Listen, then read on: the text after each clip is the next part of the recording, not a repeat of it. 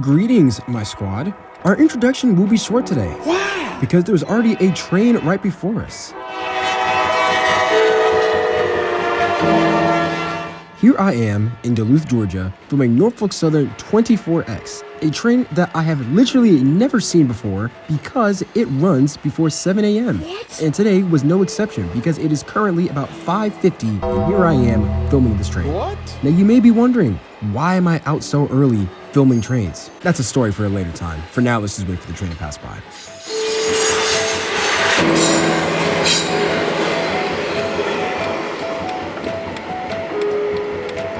Alrighty then, train is gone. Time to unpack the lore as to why I'm up so early. So, the story for this adventure starts the day before, on December 15th, when I was getting updates of a BNSF coal train that would eventually hit the Norfolk Southern side with the ID NS734, an NS734 that would have a BNSF Executive MAC leading. Now, MACs are already cool enough, and I've definitely seen plenty of those, but this one was unique because of the BN logo that is on the nose. Wow. A logo that is unsolicited. What do you mean by that? I'm sure some of you guys have seen the Cedartown Bandits, I ain't never seen that. or whoever has been painting heritage schemes on some of the CSX locomotives that get parked on the Cedartown local. This was a similar thing. This is technically graffiti that is on this locomotive, so you're not supposed to be doing it. But as a wise man once said, is it really illegal if it looks regal? Hey, of course, I was getting updates of this train being scheduled to go through Atlanta the day after I come back home after completing all my final exams. Bruh. So I was thinking this was just going to be another repeat of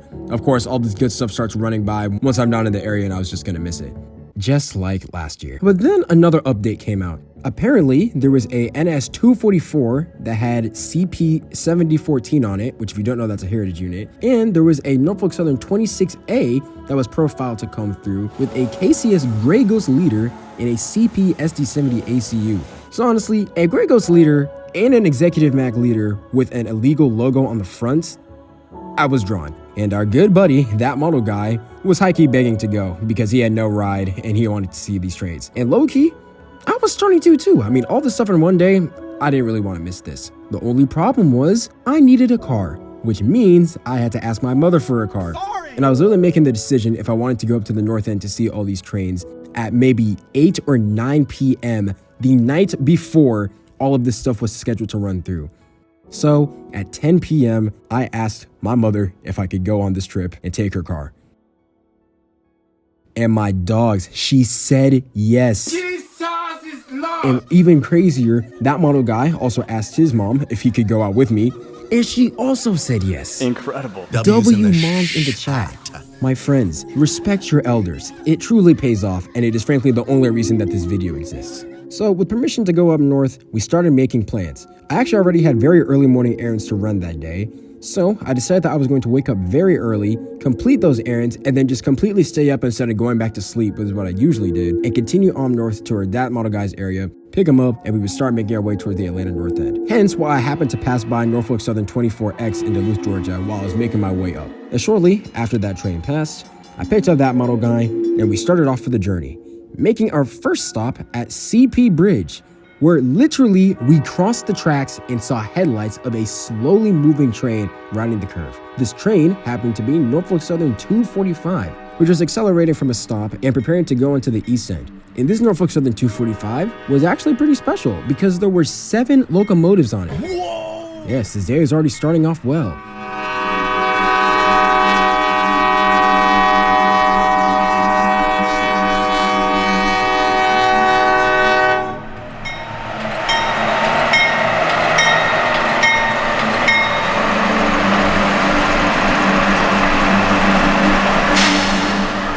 This 7 locomotive lash-up would consist of 4 standard Norfolk Southern GEs on the front, and a little nice surprise trolley behind it with a WFRX. Oh, God! Wait, no, wait. Oh dear. I can't believe this. Oh, my God. Bruh. Oh, no. Wait, no, wait.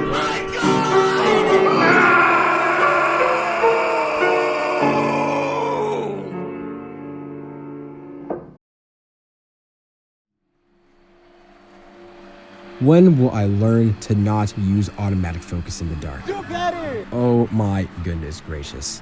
I guess some things don't change, do they? Nope. As Norfolk Southern 245, with its 4 NS units, 1 leaser unit, and 2 Union Pacific GEs, continues north before it takes the east end. And I stand here crying internally.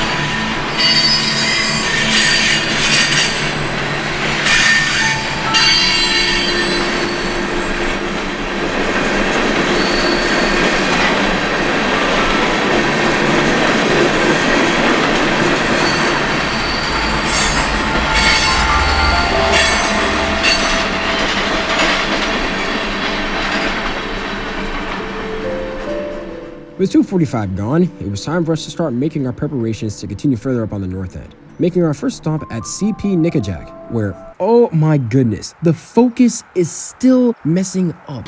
Look at this nonsense, bruh. What is this? It is literally light outside. Why is this happening? And it was at this moment that I finally decided to switch from always having automatic focus on to using a mixture of manual focus and automatic focus. And oh my goodness, has that helped me tremendously. Anyways, bypassing my camera troubles, we are here because Norfolk Southern 26A was actually parked in Lithia Springs. Lithia Springs being on the east end. So Norfolk Southern 26A was actually waiting for the 245 that we had seen at Bridge to pass. And at this point, the 245 had passed and 26A was coming up by Austell, where a congregation of foamers lied in wait. Hey, yo, the pizza here. Connection terminated. I'm hurt. Oh, my back is broken. Spinal. Hey, look, the train is here. Shortly after clearing Austell, Norfolk Southern 26A appears rounding the curve with that oh so precious Grey Ghost scheme, leading the standard model train towards Inman Yard.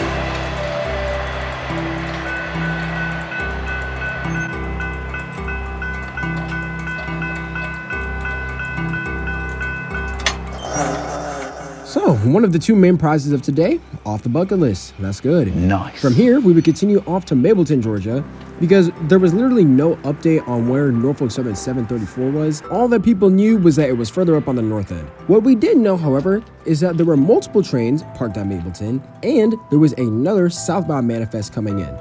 A manifest whose ID I literally do not remember. And this train would not be the only thing I would find here, because I would start to come across the congregation of people who are all out here looking for these trains. Specifically on Mableton, I would come across the gang, the man Nias, the boy Ice Climber, and a few of the people who I've seen online. As we all now sat here and wait for this southbound manifest with a trio of BNSF GEs bypassing a Norfolk Southern Green train and a manifest with a UP Tier 4 Ace leading.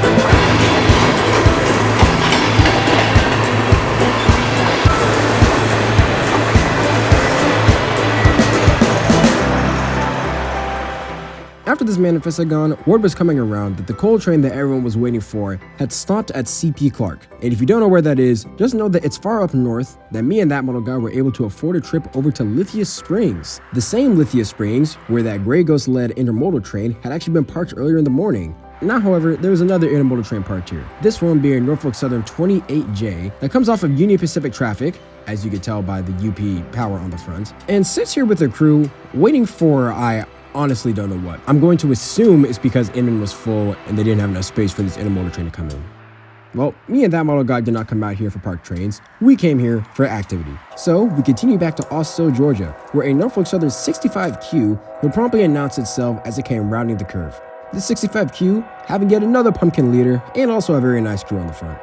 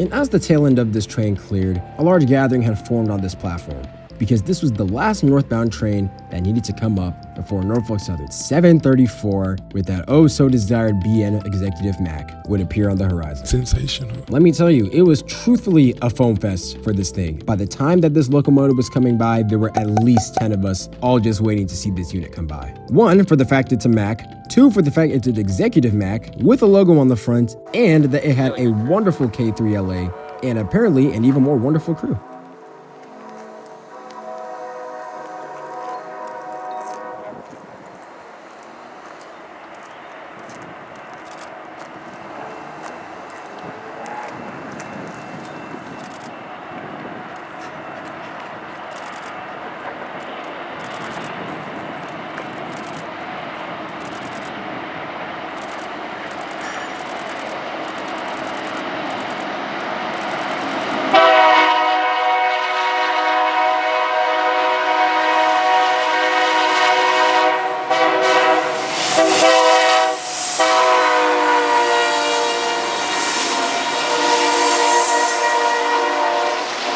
And now, this is where the real fun begins. Because everyone and their mama that was on this platform immediately ditched it from this spot for the chase to begin of this MAC unit.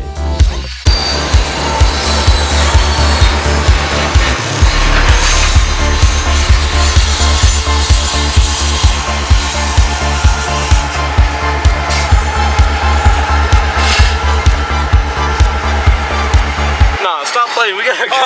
We gotta go.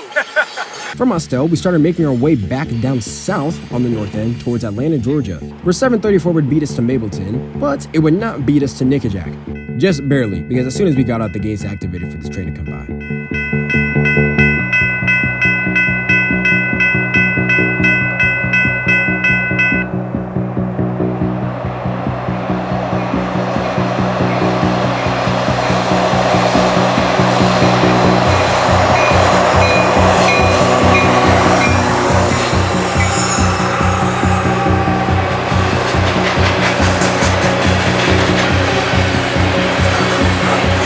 And the chase for me and that motor guy would continue, because we immediately left after the head end cleared Nickajack to try to beat this train to CP Bridge, which completely failed. Like, we got there as soon as the gates were going up. So we continued over to Inman Yard, where we also would miss this thing again, Oh my God. but we would come across some nice surprises.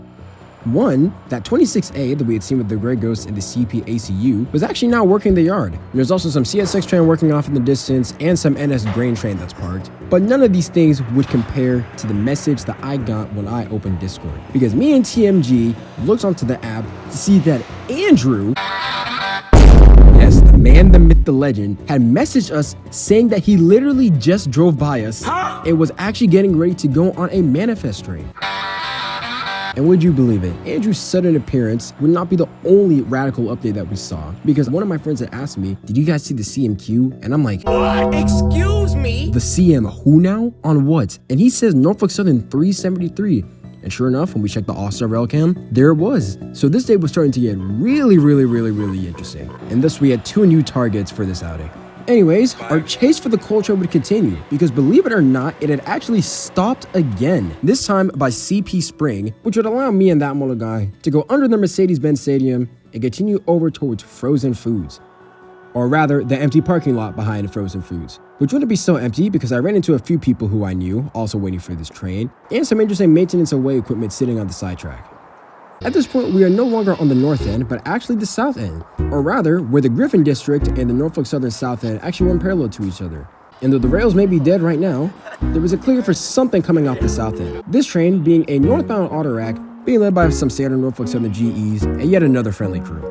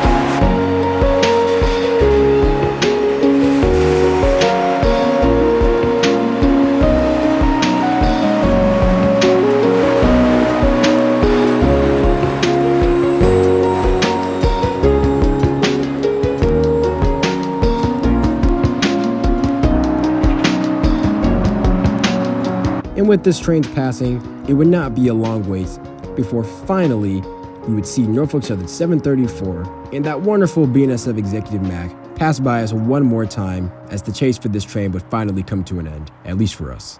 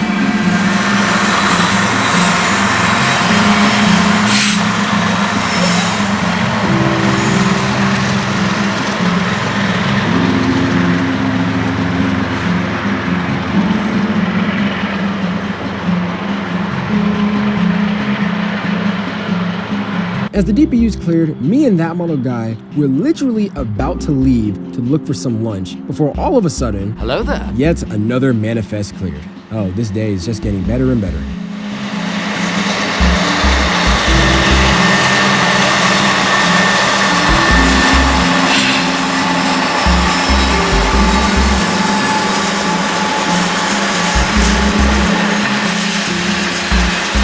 And as I'm watching this manifest go by, I noticed two things. One, it's northbound, and two, it is stopping, which had me confused until suddenly it all made sense. This train is Norfolk Southern 366, the very 366 that Andrew is about to go on. And knowing that Andrew was about to go onto this train, I knew that I had to stop. And sure enough, when me and that moto guy continued over the King Plow Bridge after this train had eventually come to a stop, we saw the head end parked and knew that Andrew had to have been on there. And looking on the feed for rail traffic, we also saw that there was a southbound that had to come up out of Inman Yard before NS 366 would start getting moving. So we made a pit stop at Howell Y to see this manifest come by.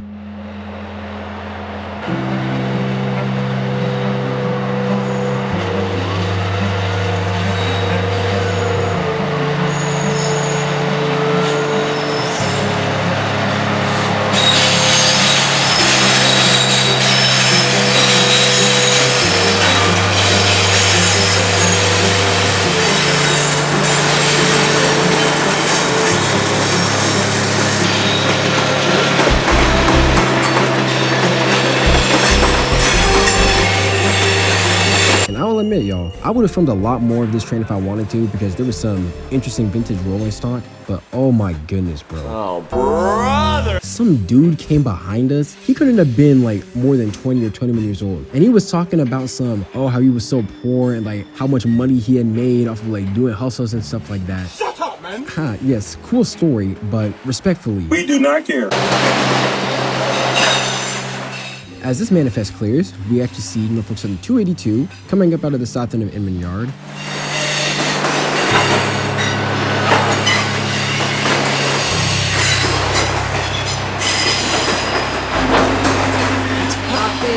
And a random CS6 manifest. Where's you from, cuz? Anyways, we wouldn't be staying for either of these trains and would instead continue over to CP Bridge. After 366 had received some clearance, I got on a move on, and I would finally get to see my wonderful old friend on the rails.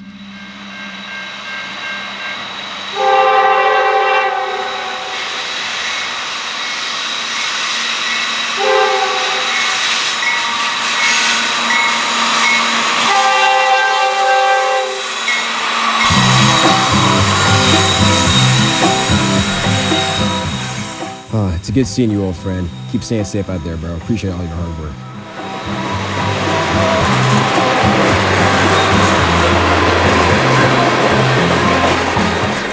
And as Norfolk Southern 366 continues up on the north end, another train appears.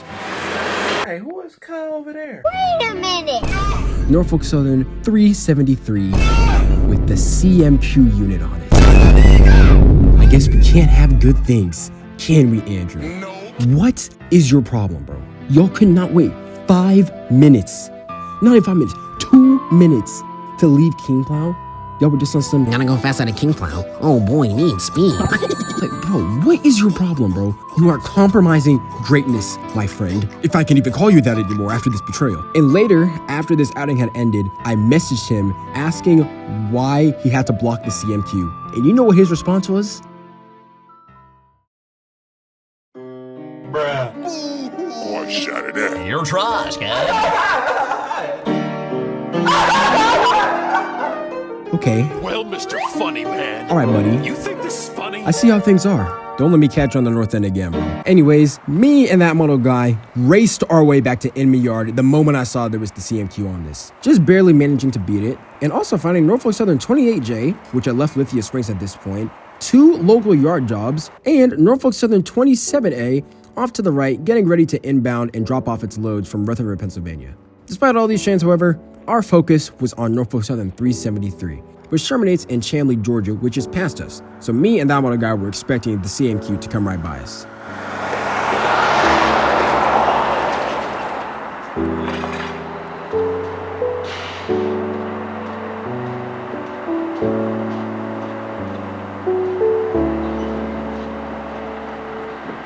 And then it stopped. Are you serious right now, bro? And they didn't just stop. Oh no, they tied down. Yes, so this is the best view that we're getting of this thing. Now, me personally, this would have been my 5th time seeing a CMQ unit on a Norfolk Southern train.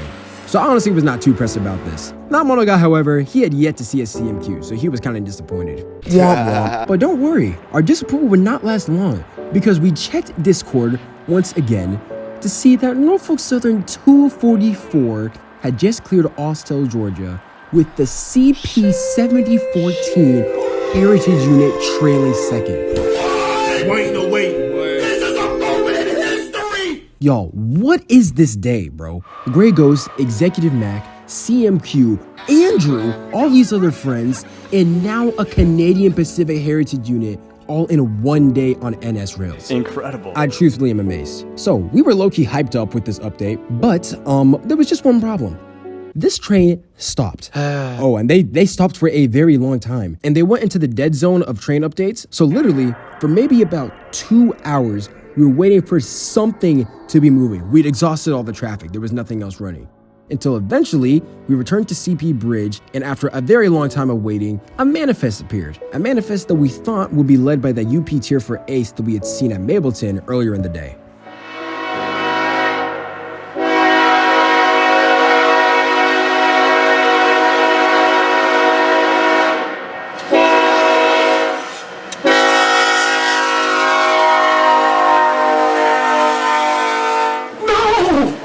It was the same boring trio of BNSF GVOs. Oh my goodness, bro. I cannot tell you the heartbreak seeing this train again. Like, there is no way that we've seen this train twice. Apparently, the UP Tier 4 ace had actually followed that coal train past Nickajack right after we had left. So, embarrassing. Yeah, that's tragic. And now we were just left with this same old boring manifest that we had already seen at Mableton and no CP Heritage units.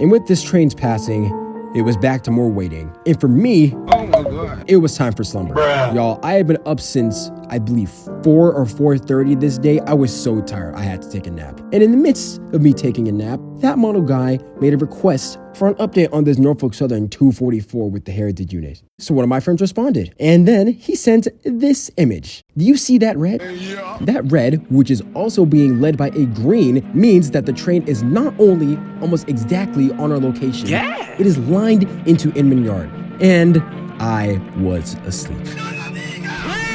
Yes, my friends, we are catching certified Atlanta tragedies with this one, because in the midst of my slumber, I was awakened to see the tragic sights of this Heritage unit coming by, and not even the most slim chance to get my camcorder out in time to film it. This guy stinks! I lied. Just kidding.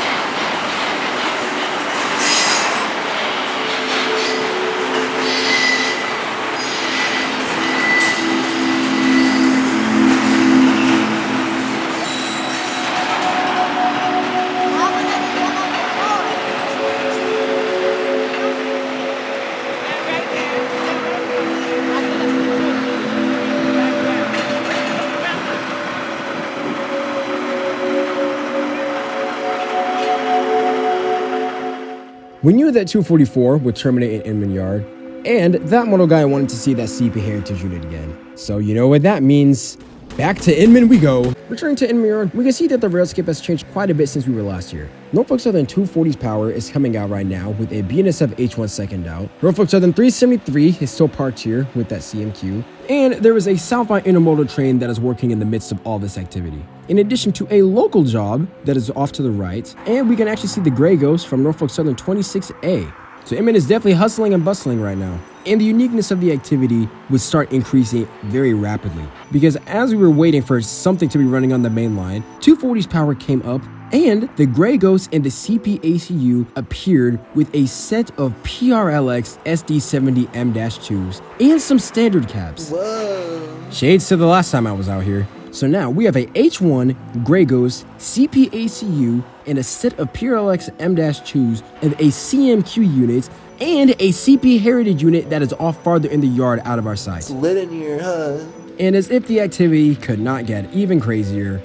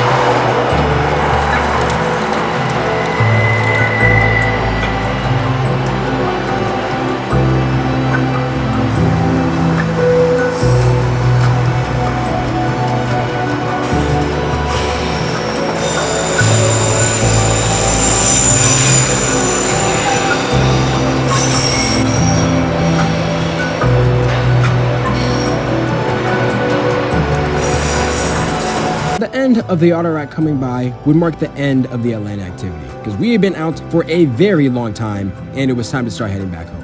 On our way, we would make a stop at Chamblee, Georgia, a city with a strong railroad history that cannot be more overtly expressed with this attraction. Here, we find ourselves at the Frosty Caboose, a former Missouri Pacific caboose ID'd 13896 that was put out of service in May of 1995 before somehow it went from its home territory in Iowa to Chamblee, Georgia, where now it has been repurposed as an ice cream spot and a symbol of the railroad history that is in Chamblee, Georgia. And, fittingly, sitting right next to the Norfolk Southern Chamblee Depot, because off in the distance, we can see the single rear headlights of an AC-44 that is sitting next to the Norfolk Southern main line, here being on the Greenville District. And Norfolk Southern isn't the only company with railroad presence here, because just adjacent to the Norfolk Southern main line is the MARTA commuter train. Disgusting. As there's a station that is within 2 miles of this location.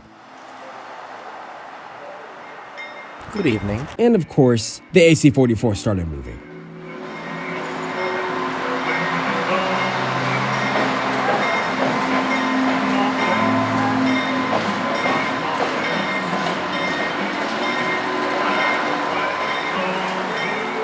Very fitting way to end off this day of adventure, awesome catches, seeing old and new friends, and all around just having a pleasant time trackside. I hope that you guys enjoyed this video as much as I sincerely did. And as always, God bless. I will see you soon out on the high iron.